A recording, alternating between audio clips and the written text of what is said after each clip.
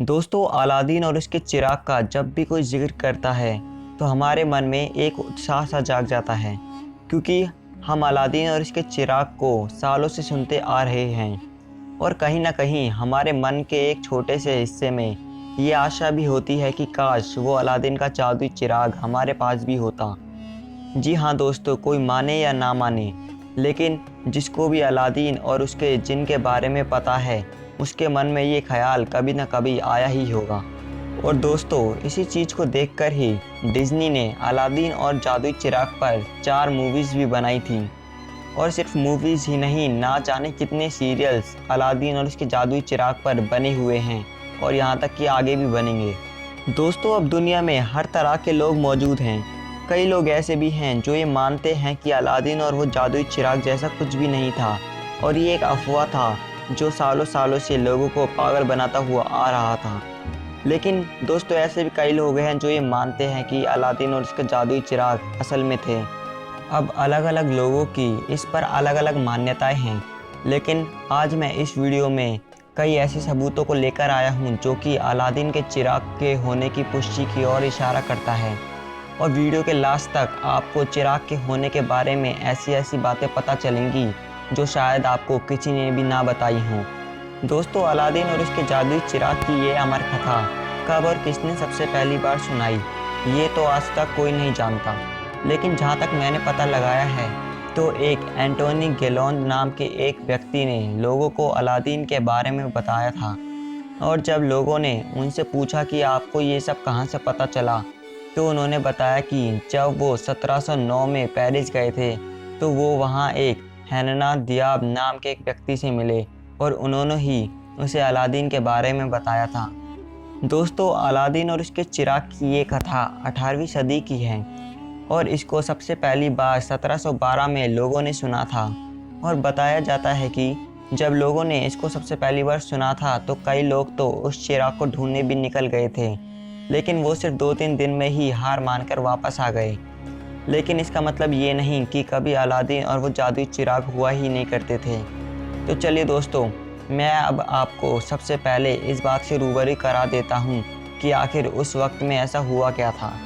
तो दोस्तों, हुआ कुछ ऐसा था कि बगदाद में एक अलादीन नाम का लड़का रहता था अपनी माँ के साथ। अलादीन के पिता, जिनका नाम कासिम था, वो उस दुनिया में नहीं थे, जिसकी वजह से अलादीन और उसकी माँ बहुत गरीबी में अपना जीवन व्यतीत कर रहे थे।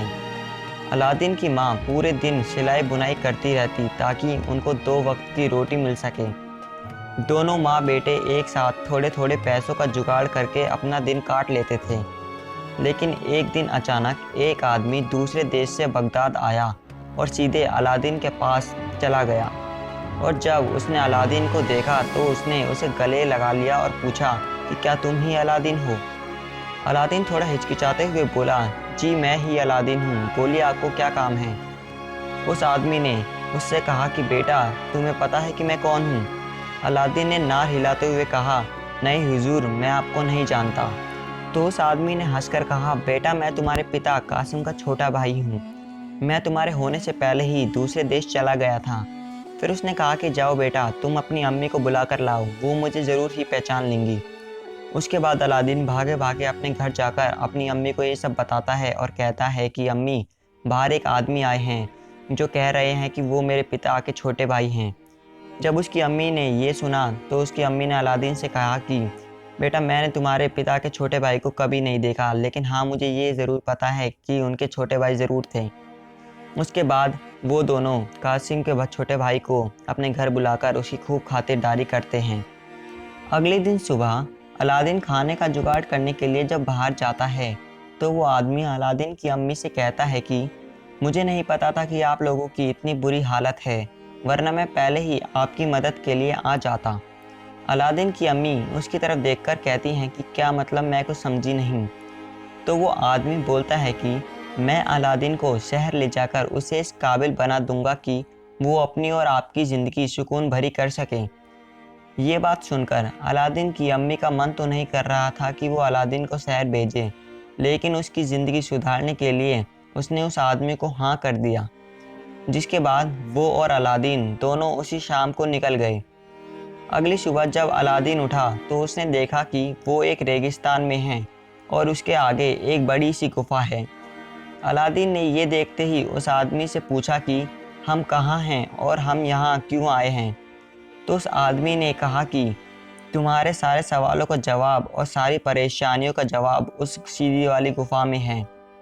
तो उस आदमी ने कहा कि तुम्हारे सारे सवालों के जवाब और सारे परेशानियों के जवाब उस गुफा में हैं जो तुम अपने सामने देख रहे हो। अलादीन ने कहा कि क्या मतलब? उस आदमी ने फिर कहा कि तुम्हें बस मेरा एक छोटा सा काम करना होगा, जिसके पूरे होने के बाद मैं तुम्हें मनचाहा पैसा दूंगा। अलादीन ने उससे फिर पूछा कि कैसा काम? उसने जवाब दिया कि तुम्हें बस उस सामने वाली गुफा में जाना है और उसमें एक चमकता हुआ चिराग होगा, उसे मुझे लाकर देना है। उसके बाद अलादीन कहता है कि बस ये तो मेरे लिए बहुत आसान है, मैं अभी जाकर आता हूँ। जैसे ही अलादीन गुफा में जा रहा था, उस आदमी ने उसको रोक लिया और उससे कहा कि याद रखना, जब तुम अंदर जाओ तो किसी भी चीज़ को हाथ मत लगाना। और उसके हाथ में फिर एक अंगूठी देकर उससे कहा कि अब तुम जा सकते हो। और फिर उसके बाद अलादीन गुफा के अंदर चला जाता है। जैसे ही अलादीन गुफा के अंदर कदम बढ़ाता है तो उसकी आंखें रोशनी की वजह से झपकने लगती हैं। वो देखता है कि उसके सामने सोना, चांदी, हीरे, जवाहरात रेत के तिनकों की तरह यूं ही बिखरे पड़े हैं।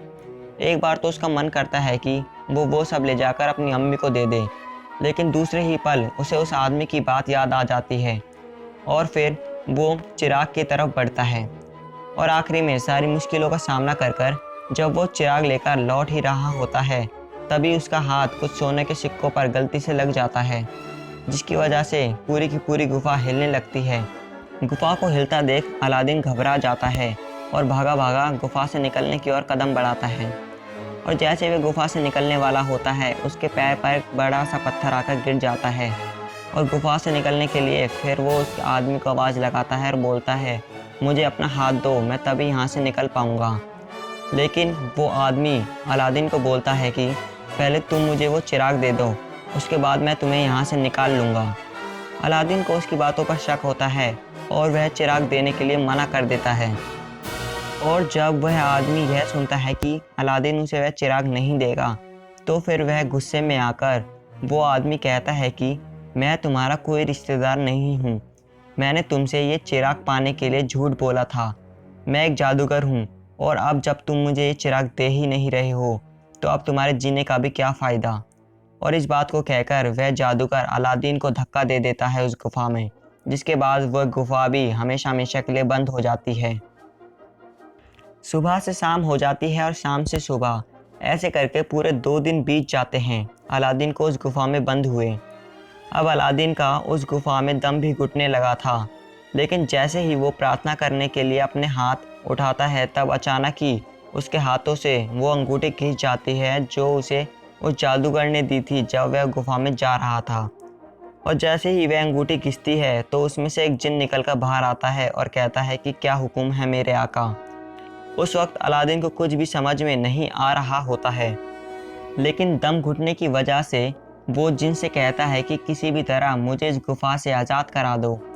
जिसके बाद अंगूठी का जिन बोलता है कि आका, मैं आपको यहाँ से आज़ाद तो करा दूंगा, लेकिन आपको भी मुझे इससे आज़ाद कराना होगा। जिसके बाद अलादीन उसे मंजूरी दे देता है और वो दोनों ही आज़ाद हो जाते हैं। इसके बाद अलादीन अपने घर जाकर अपनी अम्मी को इस बारे में सब कुछ बता देता है और उन्हें वो चिराग दिखाता है। उसकी अम्मी चिराग को देखकर कहती हैं कि जाओ तुम इस चिराग को बाज़ार में जाकर बेच दो और जो भी पैसे मिले उससे अपना इलाज करा लेना। उस चिराग के अच्छे दाम मिले, इसलिए अलादीन उस चिराग को घिसना शुरू करता है और चमका देता है। लेकिन जब वो ऐसा करता है तब अचानक बहुत तेज़ हवाएं चलने लगती हैं और वो चिराग चमकने लगता है। इसे देखकर अलादीन डर जाता है और उस चिराग को छोड़ देता है। जिसके बाद उसमें से जिन निकलता है और ये जिन उस अंगूठी के जिन से बहुत ज़्यादा ताकतवर दिखता है और बोलता है, क्या हुक्म है मेरे आका। लेकिन इस बार अलादीन को पता था कि जिन क्या होते हैं, क्योंकि वह पहले भी अंगूठी के जिन से मिल चुका था। उसके बाद अलादीन और चिराग दोनों ने खूब बातें की और चिराग के जिन ने अलादीन को बताया कि करीब 1000 साल बाद किसी ने उसे चिराग से आज़ाद करवाया है। और चिराग के जिन ने यह भी बताया कि उसे सिर्फ वही इंसान आज़ाद करा सकता था जो कि मन का सच्चा हो और जिसके मन में लोगों के लिए सेवा भावना हो। इसके बाद दोनों ने खूब बातें की और अलादीन ने फिर इस जिन को अपनी अम्मी से भी मिलवाया। ऐसे ही बहुत समय बीत गया। अब चिराग के जिन और अलादीन दोनों का रिश्ता भाइयों जैसा बन गया था। अब अलादीन अमीर हो गया था और वो और उसकी अम्मी आराम से अपना ज़िंदगी को काट रहे थे। एक दिन अचानक उस जादूगर को पता चला कि वो चिराग अब उस गुफा में नहीं है। तो उसने अपने जादू से पता लगाया कि वो चिराग किसके पास है। और जब उसने ये जाना कि वह चिराग अलादीन के पास है तो उसे बहुत गुस्सा आया, जिसके बाद वो चिराग लेने के लिए बगदाद जाता है और बहुत सारी साजिश करने लगता है उस चिराग को पाने के लिए। लेकिन उसकी हर साजिश वह चिराग का जिन नाकाम कर देता है और आखिर में अलादीन उस जादूगर को मारकर बुराई को भी ख़त्म कर देता है। दोस्तों, ये सिलसिला यहीं पर ख़त्म नहीं होता। अभी तो मैं आपको यह भी बताऊंगा कि अलादीन ने उस चिराग को कहाँ पर छुपाया था और अब वह चिराग कहाँ पर है। तो दोस्तों, जब मैंने इतिहास के पन्नों को दोहराया तो मुझे इस कहानी के आगे का सच पता चला। तो दोस्तों, हुआ कुछ यूँ था कि जब जादूगर मरा तब उसकी काली शक्तियाँ उसके छोटे भाई में चली गई थीं, जिसकी वजह से उसका छोटा भाई अपने बड़े भाई की मौत का बदला लेने के लिए बगदाद आया। और उसने अलादीन की वाइफ, जो कि बगदाद की सुल्ताना थी जैस्मीन, उसने उसको अगवा कर लिया। उसके बदले में उसने उससे चिराग का जिन मांगा। लेकिन अलादीन ये जानता था कि अगर उसने चिराग का जिन उसे दे दिया तो पूरी दुनिया में सिर्फ काली शक्तियाँ ही फैल जाएंगी। और इसीलिए अलादीन ने चिराग के जिन को हुक्म दिया कि जाओ तुम जाकर उस जादूगर के भाई को मार दो। लेकिन चिराग के जिन ने अलादीन से कहा कि आका, ऐसा करना हम जिनों के लिए मुमकिन नहीं है, क्योंकि हम तब तक किसी को नहीं मार सकते जब तक किसी ने किसी और को ना मारा हो। इसीलिए मैं जादूगर के भाई को नहीं मार सकता। ये सुनकर अलादीन अकेले ही जादूगर के भाई से लड़ने के लिए चला गया और बहुत लड़ने के बाद अलादीन ने आखिर में उसे मार दिया। और इस बार उसने जिन को बोलकर उसकी काली शक्तियाँ भी नष्ट करा दी। और फिर आखिर में अलादीन, जैस्मीन, चिराग का जिन और उसकी अम्मी एक साथ रहने लगे। लेकिन दोस्तों, ये भी अलादीन और उसके चिराग की एंडिंग नहीं थी। तो फिर अलादीन के चिराग के साथ आखिर में क्या हुआ था, तो चलिए मैं आपको अब विस्तार से बताता हूँ। तो दोस्तों, हुआ अब ऐसे था कि समय बीतता गया और अलादीन लोगों की भलाई करता गया। लेकिन कहते हैं ना कि आखिर मौत को कौन टाल सकता है, चाहे वो कितना भी नेक दिल क्यों ना हो या फिर बेशक उसके पास जादुई चिराग क्यों ना हो। तो जब अलादीन को पता लगा कि उसका आखिरी समय पास आ गया है, तो उसने एक आखिरी बार चिराग को घिसा और फिर से उसमें से चिराग का जिन निकला और बोला, क्या हुक्म है मेरे आका। अब वो पल था जब अलादीन को चिराग के जिन को आखिरी हुक्म देना था, ताकि उसके मरने के बाद कोई बुरी ताकत उसे ना पा सके। अलादीन की आंखों में आंसू थे। उसने धीमी आवाज़ में कहा कि ऐ मेरे भाई, अब मैं तुम्हें आखिरी आदेश दे रहा हूँ, और वो ये है कि ऐ मेरे प्यारे जिन, जा ऐसी जगह दफन हो जा जहाँ तेरा दीदार किसी को भी ना हो। जो तुझे चाहता हो पाना उसे अपनी मौत के बाद ही प्राप्त हो सके, ताकि तेरी जैसी ताकत से कोई ना कर सके बुराई। यही हुक्म है मेरे प्यारे भाई। दोस्तों, कहते हैं कि जब ये हुक्म अलादीन ने दिया तब उसकी और जिन दोनों की आंखों से आंसू निकल रहे थे। फिर दोनों आखिरी बार गले मिले और फिर अलादीन हमेशा के लिए सो गया। और चिराग का जिन हुक्म की वजह से अलादीन के पिता के गांव यानी चाइना के सेंट्रल एशिया के एक माउंटेन जिसका नाम है टियान शांग माउंटेन, वह हमेशा के लिए जाकर दफन हो गया।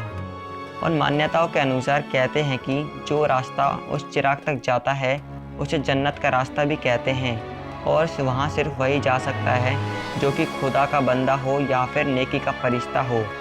तो दोस्तों, ये तो वो जगह थी जहाँ माना जाता है कि चिराग का जिन आज भी दफन है।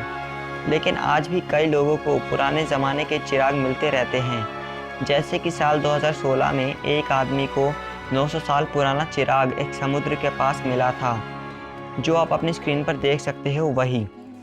जी दोस्तों, यह वही चिराग है जो कि 900 साल पुराना है। यह चिराग इज़राइल के एक शहर एसिंक्लोन में मिला था। जी हाँ दोस्तों, ऐसे और भी कई ऐसे चिराग हैं जो कि लोगों को मिले हैं। तो दोस्तों, इसकी वजह से रिसर्चर और कई लोग मानते हैं कि हो सकता है कि अलादीन और उसका चिराग भी कभी असल में होता हो। चलो दोस्तों, मैं अब आपको एक असली जादुई चिराग के मिलने का किस्सा बताने जा रहा हूँ, तो अब ध्यान से सुनना। तो दोस्तों, ये किस्सा मेरठ का है। एक अलादीन था जिसे पता था कि उसके पास जो चिराग है उसे रगड़ने पर जिन प्रकट होता है। एक मेरठ के डॉक्टर लरीक अहमद हैं, जिन्हें हाल ही में ये पता चला है कि अलादीन के चिराग को रगड़ने से 2.5 करोड़ रुपए भी गायब हो जाते हैं। हैरान होने की बात नहीं है दोस्तों, डॉक्टर लरीक के हाथ जो चिराग लगा है वैसा तो अलादीन को भी नहीं मिला था। इस चिराग की जादुई ताकतों ने डॉक्टर लरीक और उनकी पत्नी दोनों को दीवाना कर दिया था।